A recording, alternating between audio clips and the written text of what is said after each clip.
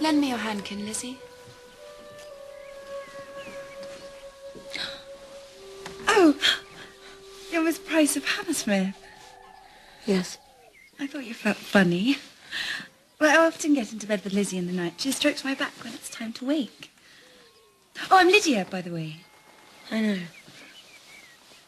What preparation do you use for your hair? It's most pungent. Okay. Look, I've had enough of this. What's the deal here? Are we live on cable or something?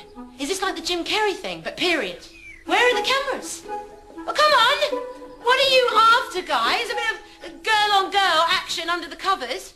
What do I have to do to get out of here? Snugger? Show you my pubes? What have you done to yourself? That's called a landing strip, Lydia. Standard pubic topiary. The fit of her breeches is really quite extraordinary. The breeches are as nothing but an hour. Good morning. Good morning, Miss Price.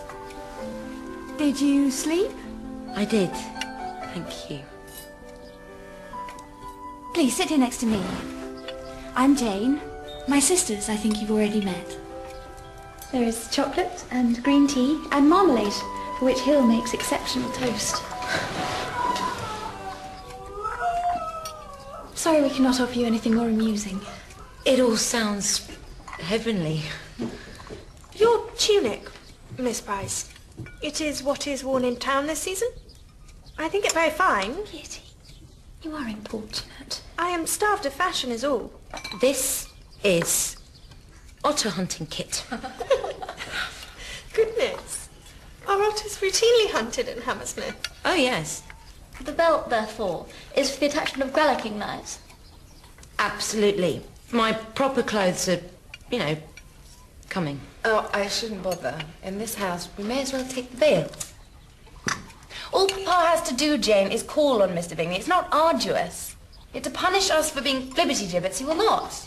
I think you'll find that...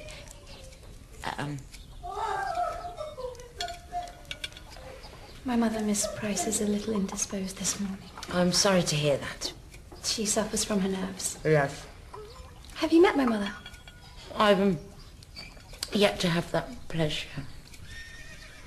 Who is that? He sits his horse well. I'll tell you exactly who that is. Oh, Mr. Bingley. It is unutterably kind of you to call. Common courtesy, madam. Neighbours, so forth.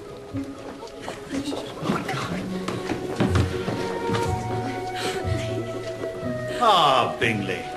Welcome, sir, to the asylum. What, finished already? You have devoured Rousseau apace. Find him eminently digestible. You gentlemen are acquainted. We've known each other, hours. We lend each other books. It is practically a marriage. That's Mrs. Bennet. You did not say, Mr. Bennet. I lacked the opportunity. Mr. Bingley. And yes, he's looking at Jane. Bingley, you've words to say in this house. Speak 'em up sharp. Now, let us sort the sheep from the goats. My daughters Jane, Mary, Kitty, Lydia. Elizabeth, the very goatiest, is not here. In her stead, we have Miss Amanda Price.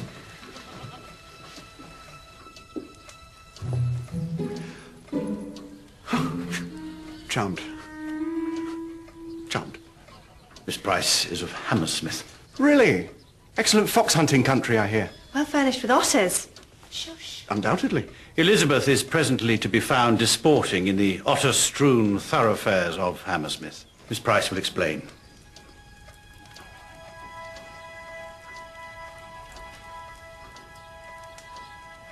Lizzie's gone to my place. She's, as it were, trying to write a book. A novel. She's tried to write it here, but she finds the life of the house distracting. My place, it seemed logical that she should dig in there for a day or two. Get something down on paper. She intimated to me she would be gone for weeks. Did she? Well... Anyway, we've done a sort of swap. She's there, and I'm, here. But why? Mr. Bennet, at such a time like this, with... Lizzie begs your forgiveness for not explaining these plans more thoroughly. I think she wanted it to be a, you know, surprise. I call it a marvellous idea. Writing. All in favour of that. Mr. Bingley, are you at all disposed to join the dancing tomorrow night at the Assembly Rooms? Royally disposed, Mrs. Bennet. I've summoned hordes of friends from London. We should be quite a party. He means Darcy. One that could only be enhanced should you consent to join it. All of you. Too kind, sir, but I must beg to be excused. Large gatherings of society bring me out in hives, as do small gatherings. Stop looking at me, Bingley. Look at Jane. It is a pity that Miss Price's portmanteau has failed to appear. We must endeavour to furnish her with clothes that are a little less provoking of attention. So exciting. Lizzie made this for herself. It's lovely. What are you thinking, Miss Bennet? I'm thinking how pretty you shall be for Mr. Bingley tomorrow. Never mind the Bingley, bring on the Darcy. He's the one we want to see. You know this gentleman to be part of Mr. Bingley's party? I'm guessing. Out loud, terrible habit. I must say, Mr. Bingley seemed a very nice man. I mean, he'd be a good person to marry.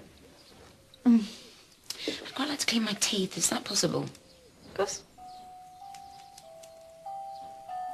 The instruments are ready before you. See, I brought birch twigs, powdered salt, and a fresh block of chalk. Right, thank you. Splendid.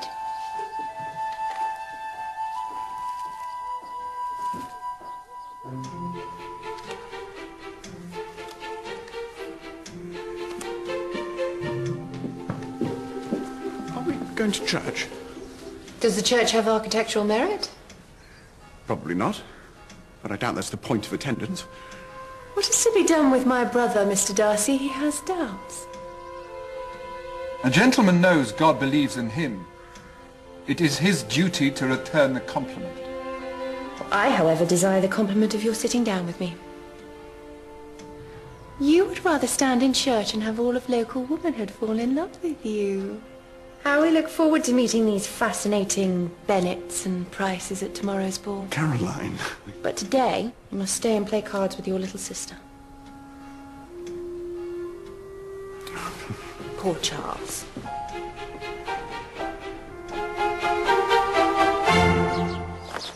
you have a salter, Miss Price?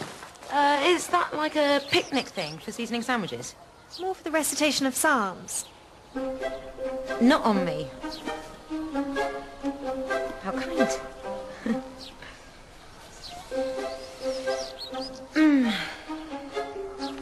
Look, you have to tell me. Has there been anyone else like me turning up here? Like you, Miss Price? Bit odd, talks funny, doesn't know how things operate. Not really.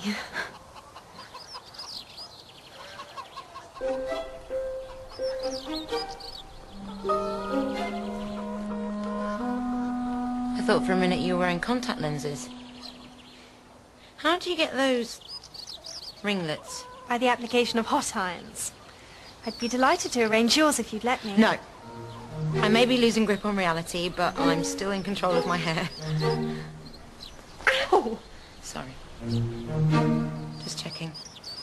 What's a sandwich?